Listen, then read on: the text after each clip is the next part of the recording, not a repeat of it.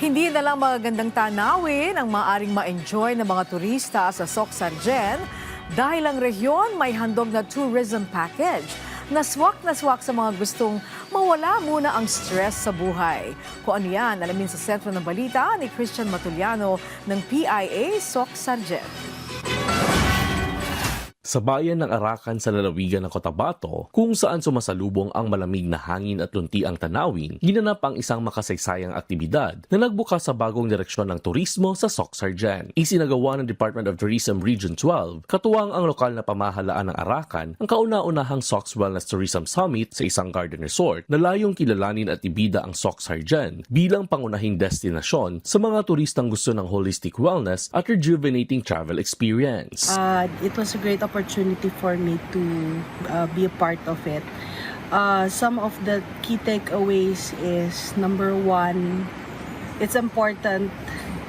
Wellness is not just a luxury, it is also a necessity.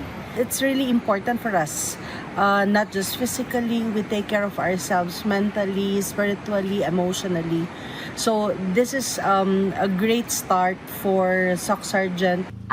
Magandang experience po ito kasi it is the first wellness summit po na held dito sa Arakan. It gives an opportunity po sa lahat ng mga Arakenyos at saka yung mga taga-Arakan na maka-experience ng kung anong sinasabing wellness summit at saka naka-experience din kami how to be well and how to be fit.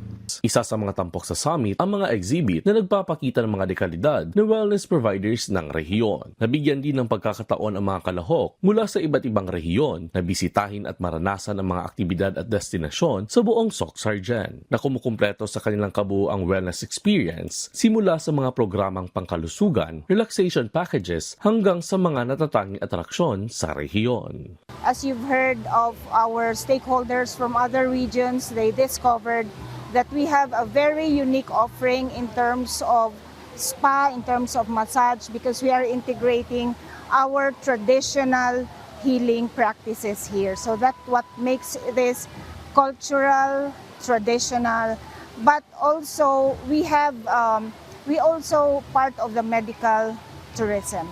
And we'd like to invite all the people to try, hindi daw try, sabi ni Coach Cookie, to come and visit Soc-Sargen and discover that this is really a destination you have missed a long time ago. Thank you. Sa pamamagitan ng Soc Wellness Tourism Summit, mas lalong na ipakilala ang Soc-Sargen bilang destinasyong hindi lamang para sa adventure at kultura, kundi pati na rin sa pagpapalakas ng katawan at isipan.